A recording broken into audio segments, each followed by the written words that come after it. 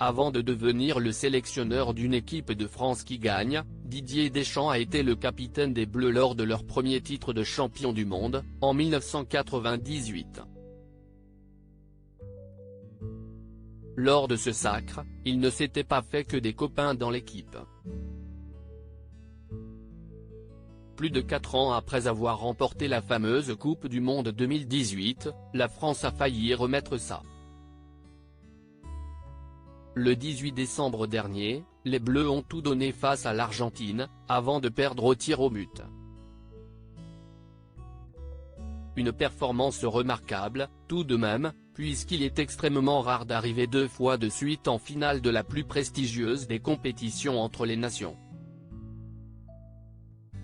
Ravi de la performance, Noël Le Graët, qui était encore le président de la FFF avant que les affaires ne lui tombent sur la tête, a prolongé le contrat de Didier Deschamps, le sélectionneur des Bleus depuis 2012.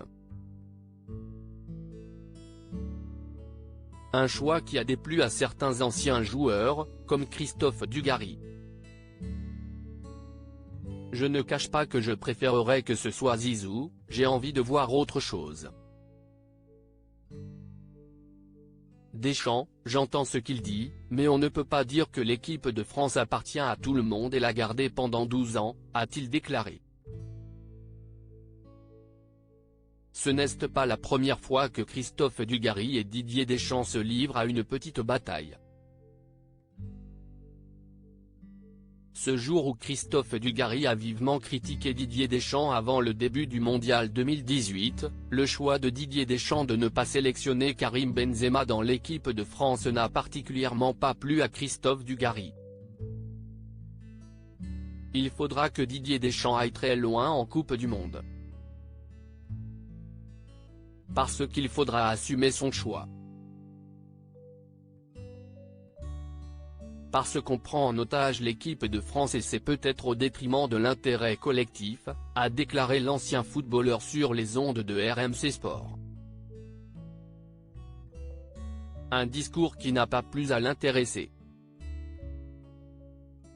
Dugarry ose dire que je prends la France en otage. Cela dépasse l'entendement. Il dit ce qu'il veut, il a son émission radio. On a vécu des choses ensemble donc je sais qu'en termes d'état d'esprit, sincèrement, j'ai vu beaucoup mieux. Si on devait se voir avec du gars, ça ne serait même pas bonjour, bonsoir. Chacun sa route, chacun son chemin.